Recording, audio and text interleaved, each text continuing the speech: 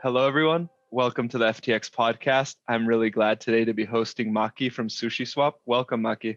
Hey, Tristan. Thank you for having me. Yeah, it's an absolute pleasure. And to kick things off, would you mind giving a brief introduction of yourself? Sure, no problem. So I am 0xMaki. I'm a core contributor to SushiSwap, which is a DEX community led by people around the world, our community member. And currently we are building also a leveraging tool called Bento. And yeah, that's me. Sweet, man. Well, we can kick it off right with the questions then. And then my first question for you is, how did you get involved with SushiSwap? How did you decide that that was a project you wanted to work on in the first place? Sure, no problem. So I started being involved in crypto, like around 2013 when I've heard about Dogecoin for the first time. I found it funny. Also got some Stellar at some point. And then I kind of forgot about crypto, came back around 2015. Don't remember what was the event back then, but I guess anyway. And then 2017, when kind of everything about the ICOs started to pop, like the summer in 2017, which got me interested in Ethereum for the first time and kind of started to dig into the ecosystem and kind of seeing all the possibilities and so on. Sticked around for, like the crazy bull run.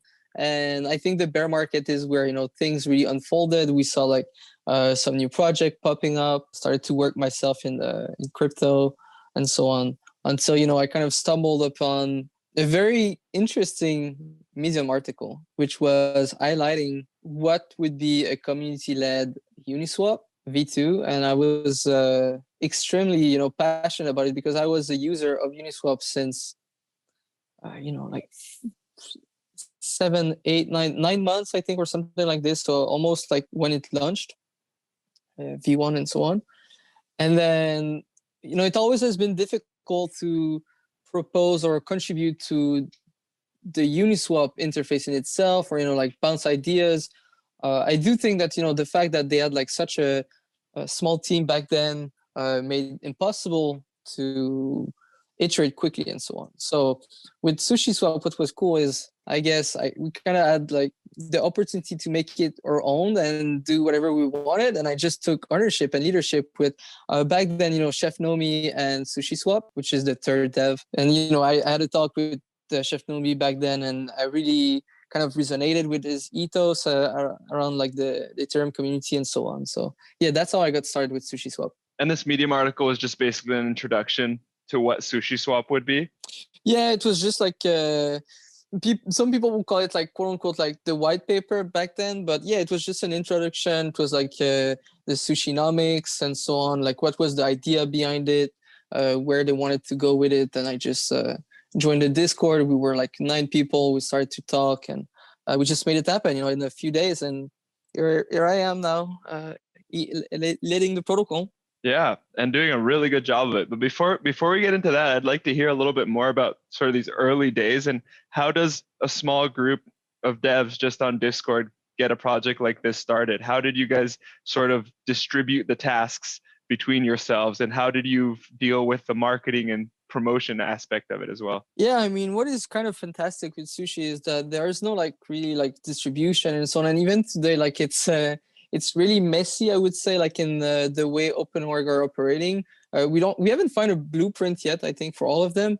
It was just your self-starter. You know what you want to be doing, just do it. Like there's nobody that's going to tell you what to do. So everything like marketing-wise and so on was kind of me. SushiSwap Chef helped with the governance a little bit, like writing, articles and so on. But and Chef Nomi was kind of the architect, the technical lead, and doing everything that he could back then. It was really just, it took a lot of a lot of traction, because I think people were they wanted like something like this to happen. They wanted like a community-led Uniswap that was really more agile and really more fast, iterative, ready to take more risk, I think. And like at the beginning, we won't lie to anyone here, like there was some very interesting yields also. SushiSwap was part of the kind of food token wave that happened during the DeFi summer following YAM, which still exists today, and we are still here too. It's very interesting to see which projects survived from that. I do think that the resilience of the community is part why. But like on the marketing front and so on, I think it's just people wanted this to happen, so they were telling other community members and so on. It was really like the hive mind effort. It's not like just attributable to one thing. I do think that, you know, like the fact that some VC helped us to introduce to some audit firms so we could get audited really helped us. Without any audits by QuantStamp and PegShield, we wouldn't have been, I think, able to hit as much TVL back then, which you know, was 1.3 billion, if I remember correctly. Yeah, that's what I remember as well. So you guys launched this basically with this group of people. You're all doing what you think is the best focus of your time. You're all building, iterating quickly. It comes out at the right time. The sushi token is going to the moon. And then this fateful day happens where everything, and I mean, I can't imagine how it must have been internally, but from the outside, it looked like everything just went to shit. And I'd love to hear sort of how did that go down for you? What was your day like when all of this happened with Chef Nomi? Yeah, so what was important, I think, just to put things in perspective before, like, I mean, getting in the nitty gritty of, like, you know, really like this whole drama. Back then, you know, this summer, like, we need to remember, uni token was not a thing. It was not going to happen anytime soon because it was just not in their roadmap. And I do think that there was some legal issues in there. Perhaps how to make it, you know, in a way that makes sense. On the other end, you can see, you know, like there was Balancer that raised like $15 million. There was MuniSwap from 1inch that raised capital from Binance Labs and so on. So like competition started to eat up. You know, Uniswap started to get capital too. Some people felt, you know, I think left out a little bit from these funding rounds and so on. So that's where, you know, SushiSwap was able to capture, I guess, interest of some, not just, you know, like funds, but like really like contributors, believers of, you know, decentralization and this kind of grassroots movement, because that's, you know, it was in part, you know, inspired by Yearn, ethos, and so on. So the 10% and the token rent, seek rent was important also because we wouldn't be able to compete and hire, you know, like top tier talent if we didn't have any sort of treasury, right? Would have been impossible. So anyway, if we get back to your question about like how the drama kind of unfolded, that was kind of clear to me that it was unusual. First of all, I don't think Nomi kind of did it like on purpose. I don't think the plan was to exit scam himself, you know, like otherwise everyone knows he would have tornadoed the fund of some sort. He would have tried to, you know, kind of escape by any means. What happened is he took the dev fund that was originally, you know, let's say it that way, it was for him. You know, I kind of push this narrative of governance treasury because I think that's where, you know, a community-led protocol should have these funds be. But anyway, and it was not rewarded by any means. We were not authorized to farm back then. You know, that was kind of our, one of our cardinal thing direction. We don't have the right to sign. We don't have the right to mine. We don't have the right to vote on proposal, and that's kind of the small and some other stuff like that's. We did a small oath together, the three of us. Yeah, so they didn't get paid or anything. So we took the money out, sold some sushi, and provided liquidity for the migration. Then this happened while I was doing an MA with our Chinese community. So we had like 300, 400 people that were asking me questions while the price suddenly did a 40% drop, if I remember correctly. And, you know, people started to call me the devil. People were very angry. I didn't really understand why, because I didn't see the transaction. I didn't see anything about this quote unquote exit or whatever. So you put all of the money to work in the MasterChef, earning sushi. When there was a backlash, he withdrew everything. He sold all of the sushi for Eat, sent it to one address, and it just sat there. I sent a message. I said, "What is going on, Nomi? Like, what happened there?" No message, no answer. Community is kind of is shocked. So it's not an easy position. We had talks with some community member about doing a fork. We didn't know what to do. Like, you need to understand at this point, we were listed on many big exchanges. FTX listed us, Binance, Wobi, OKX. A lot of people bought at $10, and now we were literally at around $2.40 in a very extreme period of time. So I was kind of mind blown, and it was kind of spinning for me. I had to sleep because I hadn't slept for like more than 24 hours. Woke up to disastrous community. Everyone was kind of in shambles. Yeah, nothing more to add. I guess I started to take touch with Nomi, was not able. We had some contact. He kind of realized that he fucked up, but there was no mention of returning the fund back then. I was advising for kind of, since I was one of the 3 co-founder, I asked for my share 30% and make sure that this share goes to the treasury for the community. This didn't work out. I ended up doing a podcast with Peter Pan, Wizard of the Dapps. I think that's where I spoke for the first time publicly about it, and I sent him the link to make sure that he listened to it, because that's kind of I think that was key. That was important. People started to dox people also on social media at the same time. Doxing someone that might not have been involved with the protocol at all, that had some like disastrous consequences. I deleted everything about this because I felt that it was not right. Without any like proof, you cannot just like do a witch hunt like this in this industry that is quite small. It's not the right thing to do, and it is problematic. It can put the life of some individual on the line, so might as well. So that's kind of how everything went. We were very lucky to have Nomi came back from silence 1 week after I returned the funds, and since then we've been we did proceed to a buyback, and then we've been in building mode since then. We were still able to the most, I guess, fervent believer of such a protocol, something completely owned by its token holder, like giving out revenue shares, or not revenue share, but like token accruals to the holders, was still like a topic that was important. So we kept building, we iterated on our vision, and here we are today, and couldn't be more glad. To go back a little bit, because the way you explained that, it seems like for you it was pretty calm, and you just like, okay, this is fine, like just handled it pretty calmly. What was going like internally? Were you handling this calmly, or did it feel like the world was falling apart when all of this was happening? So back then I still had my day job. I was on vacation when so what happened is, when SushiSwap launched and we got some meaningful traction, 3 to 4 million in TVL, I asked my job to give me a 2 weeks vacation holidays, because I didn't take my holiday during the summer yet. So I took 2 weeks, and all of this happened actually during my holidays. So it was just, all right, back time to go back to work. I'm just gonna we need to.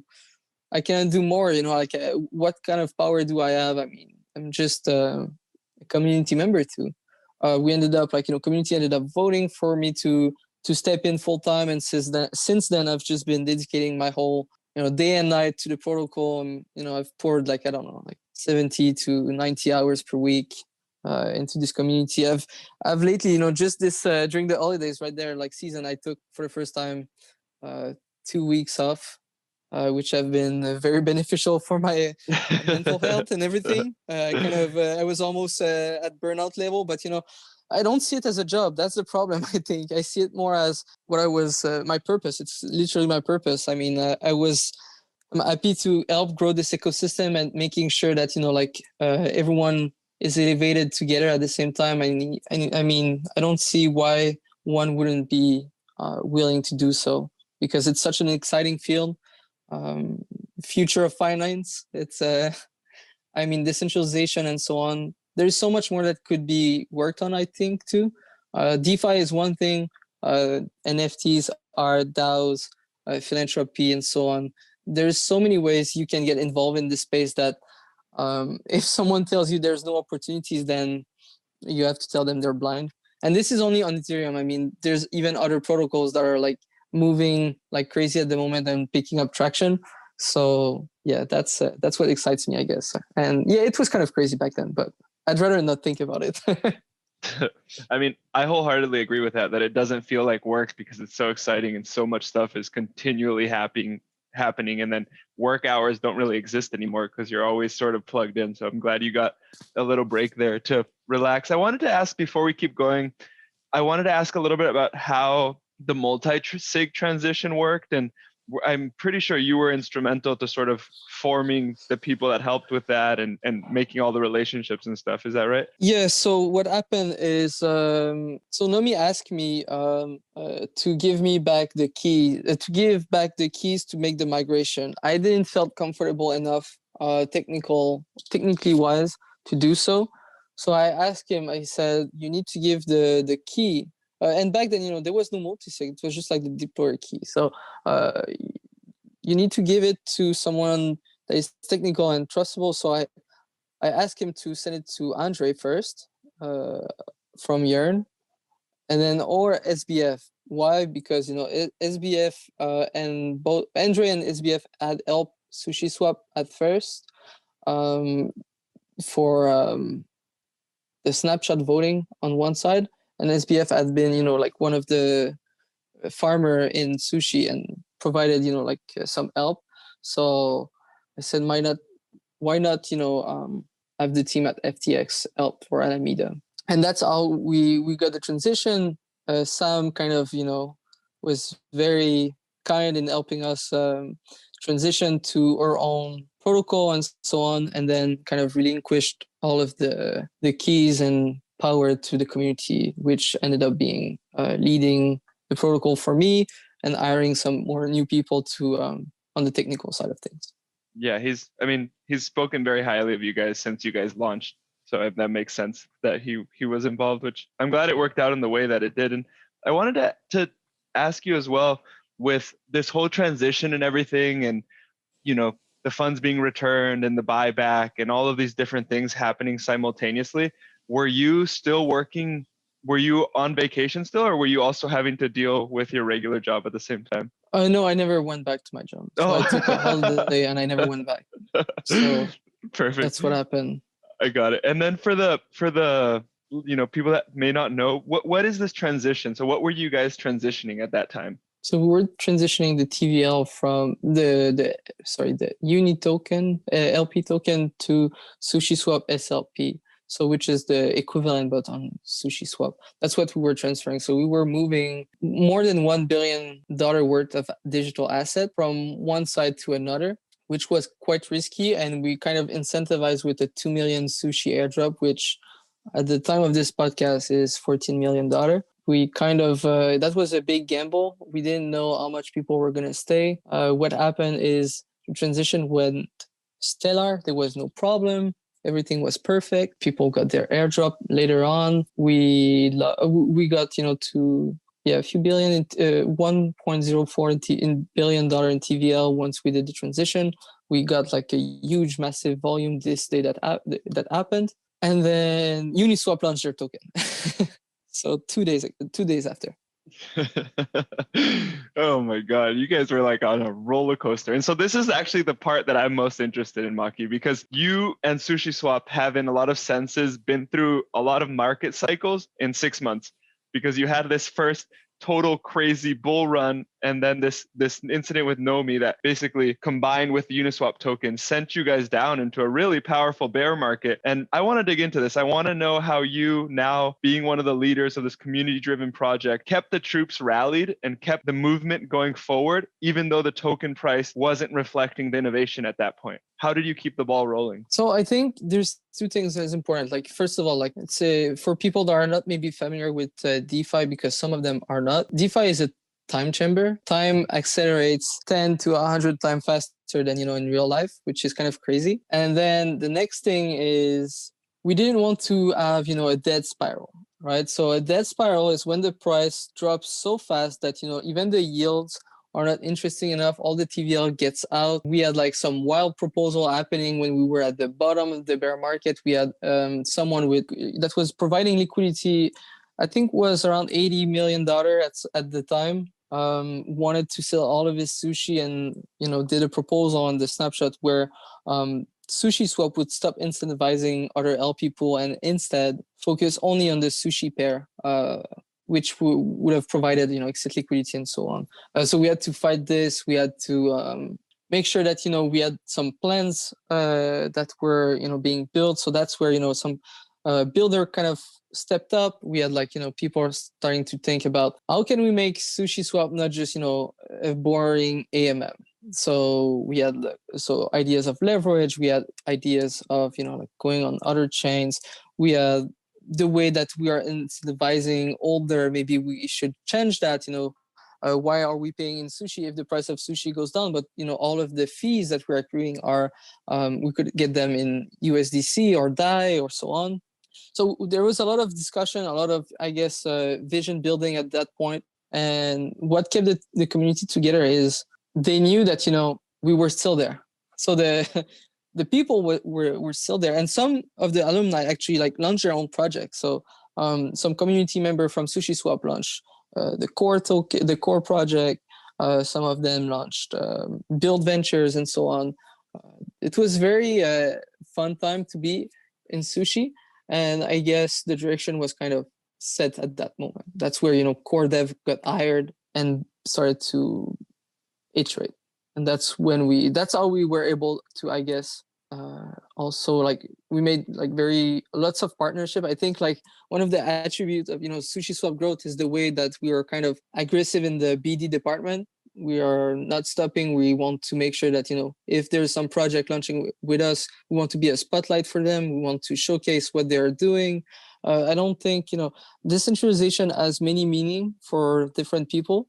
At Sushi, we don't think that it only means launching a smart contract on mainnet and don't care about it anymore. I think a community should be nurtured and should be cared. You should enable the people that are building on top of you, and you're the people willing to trust you and launch on your decks. So that's what we've done so far, and that's how we were able to, I guess, come back from the dead. And some projects were not successful during this DeFi summer in doing so. And also, I guess it's I'm someone that is that's maybe a little bit personal, but I'm a long trail hiker. So perseverance is key. Otherwise, you will never make it when you are hiking more than 200 kilometers and so on.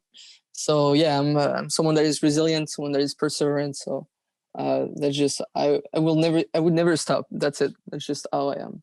Well, it's amazing. I mean, and it shows now with the results that have happened. But I'm still a bit curious of, as you said, you came back from the dead, and that's what it seemed for a little while. Although I have to say, Sam was always saying that he always saw the light with you guys. He was always commenting that, no, this project is moving too fast and too innovative to die right now. But I think a lot of people, and myself included, weren't that sure of that. And I want to sort of understand how this decentralized organization flowed. So, you're one of the leaders. A lot of people would look to you. How would you guys give guidance and give direction? Or was it still the same structure where whoever's excited to do something, just go and do it? Passion, Tristan. The people that are building at SushiSwap are not the people that needs to be told to do X, Y, Z. It's all about, we have a rough consensus of where we want to go. But, at the end of the day, if a dev is not happy to be working on something, I will never force him to do so. And that's why, we have some people that are that loves to build UI. We have designers that love to do graphics and, even NFTs. And we're just enabling them to do what they love. And that's where, you can produce the best front end, you can produce the best Solidity code and so on and so on. It can be overwhelming to be managing or quote unquote trying to manage or harness kind of all of this at the same time, but so far it has worked out pretty well. We do need we want to professionalize kind of our operation, and that's why we just recently hired our first quote unquote CTO. I did quote unquote because everyone in the dev team kind of feel we're on the same level, and there's no hierarchy really. It's really open, flat organization. We needed kind of a more experienced figure to standardize everything. That's pretty much how it is. Yeah, that makes sense. That's what I was asking, is how do you standardize so many different moving pieces at the same time? Because I know it's possible for a little bit, but after a while there has to be some sort of organization. But that's why we had so many fragmented UI. So right now at some point we were with I think 4 UIs, different UIs. Builders were just doing their own front end. They were having their own feature in there. Someone add the liquidity migration from Uniswap to SushiSwap. On the other one, there was limit orders and so on and so on. So everyone was kind of doing their own things in their own repo. And now, right now, we're trying to unify all of this, which is kind of not difficult, but we accumulated a little bit of depth, technical depth. But I'm pretty certain we can in the next version that is coming out very soon, everything will be fixed, and I'm not worried at all. Did you already have experience with interacting with a lot of technical and developer folk in general? Yeah, like my background is a little bit, so I was a full stack Web 2 dev. I've never, been really in the blockchain space developing. I think, there was still Solidity is not like, a language that I was familiar with and I wanted to learn. I just didn't have the mental capacity. I do understand everything that, is happening in the space and kind of the composability and so on. But I do think where I shine is really in connecting people and the vision, the strategy, the marketing and so on, the growth. This is really where, where I shine in this space and I guess with this project. So I had like some technical kind of know-how and so on. So that was helping, and been involved, in startups and so on in the traditional world for quite a while. So perfect. So it's nothing new.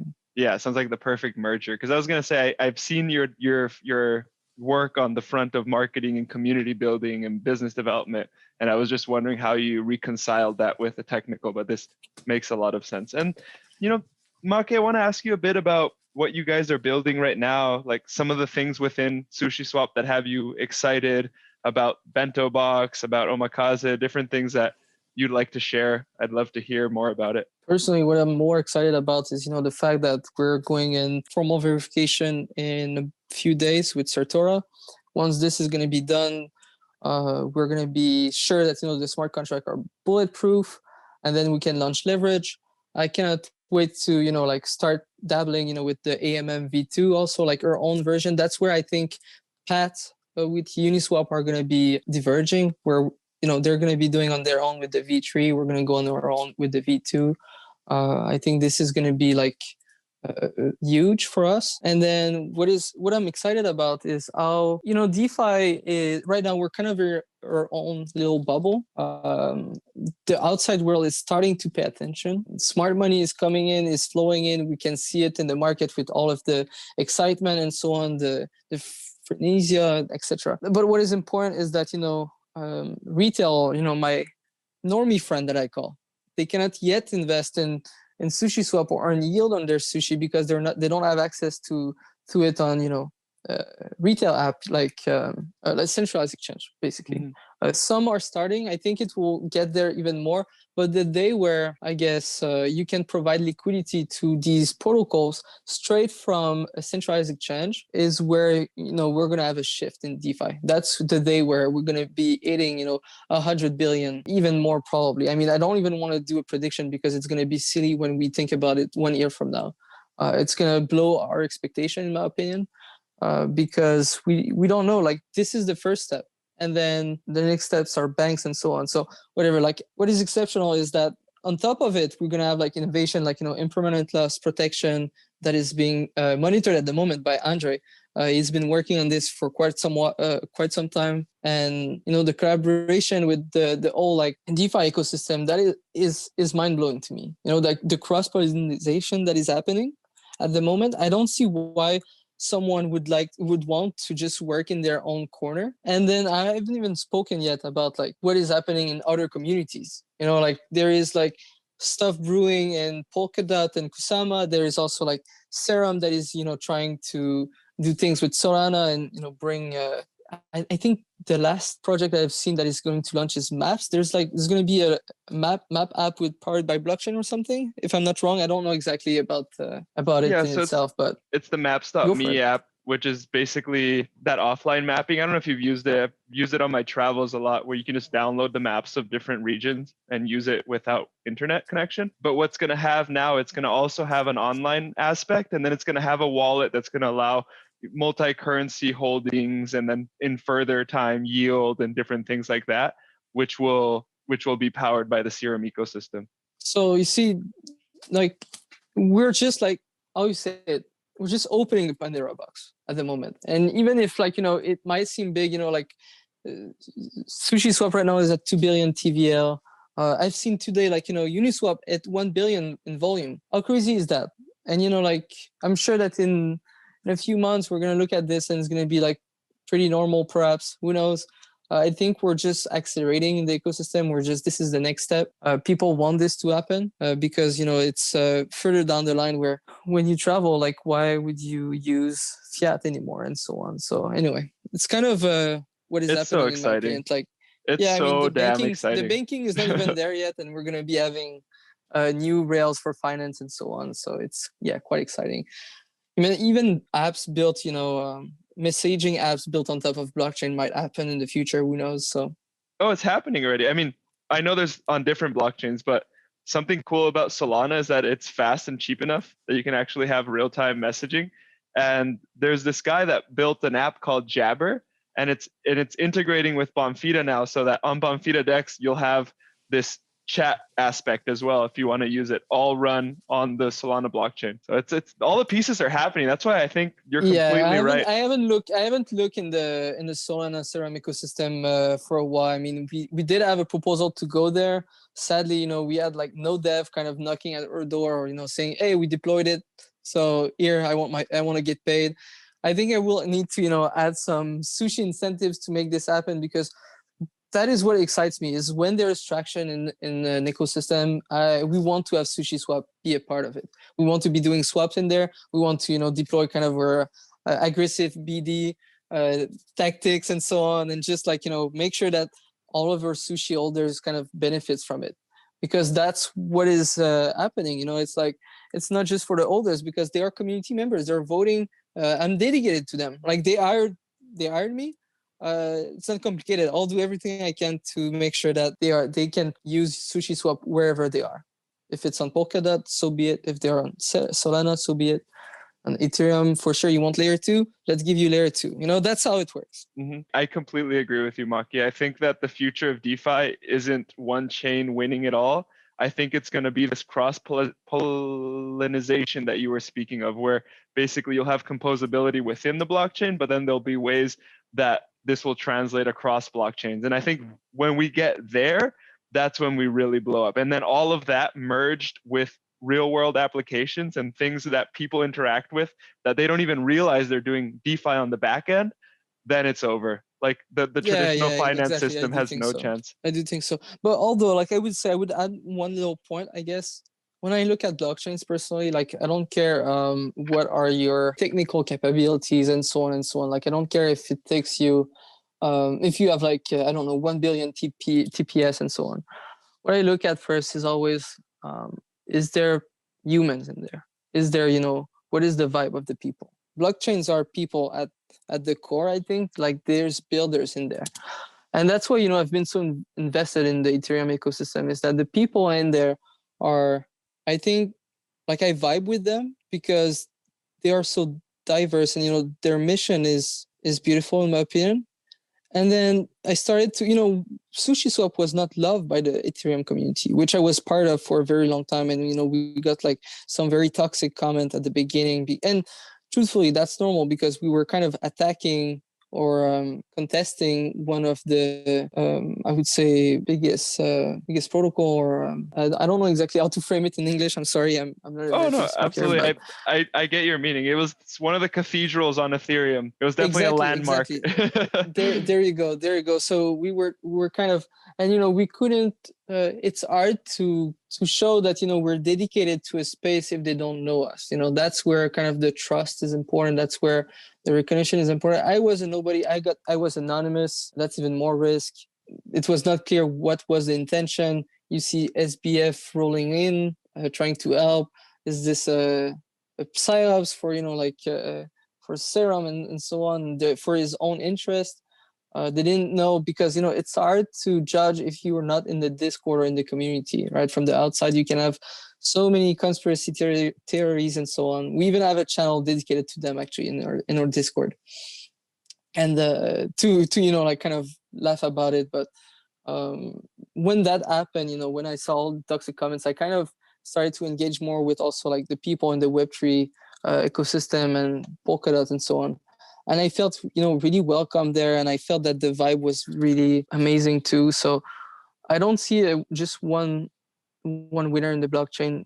And I think Solana is yet to be experiment with a lot of people, but the builder that I've talked to that are in the, coding in Rust in there are super smart. I just think that it's a very small community, like even smaller than Polkadot in retrospect. But we're gonna get there. I think at some point everyone is gonna be willing to work in this area. It's not as easy to break in as web dev or software engineering, but Yeah, absolutely. very But niche. then that's why there's some people like myself who have that same feeling you have for SushiSwap, for Ethereum, and for Solana, and we're out here, also sharing our hearts and having it so people can know who we are and start building that community from the ground up. So I think that's happening on Solana, that's happening on Polkadot, it's happening on Cosmos, on the emerging places, and on Ethereum, it's already there. There's this powerful community. So I'm excited to see where this goes going forward. And I want to thank you for coming on, because it's really interesting to hear the story of someone who, in an anonymous capacity, has been able to organize so much human resource and build something that's so widely used. I mean, you've really accomplished something extraordinary, Maki. I hope you know that. No, man, I'm just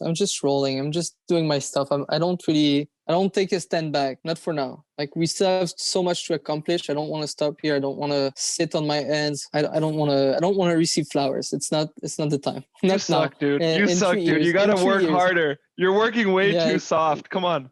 Yeah, Aren't you a long distance hiker? Let's pick up the pace. Yeah, exactly. Fair enough. One last question for you, Maki. What is a message you could leave for people that would like to come build in the sushi ecosystem? You don't need to come build in the sushi ecosystem. I just want something. The builders that are listening now, I want you guys to launch a fair launch. I want you guys to take 10, 25% of the token that you're going to launch. If you launch with a token, if you don't need a token, by the way, come and talk to me. I'm going to make sure that, we get this sorted out and you can have the resource to build. I'm going to give you a grant if you want to build. If this involves SushiSwap, go for it. If not, it's all good. We're going to figure something. You need to launch, go anonymous, and make sure that, everyone can participate. That's it. That's all I want. You don't need to come to SushiSwap. If you want to come work at SushiSwap or, contribute, you're always welcome. My DMs are open, and anyone can be a chef. Like, I don't think I will be the only quote unquote people of interest at SushiSwap in the next few months. I think there's going to be more Makis. They're going to be crushing it. So yeah, that's kind of my message, I guess. Well, thank you. And thanks for coming on the podcast. Thank you, Tristan.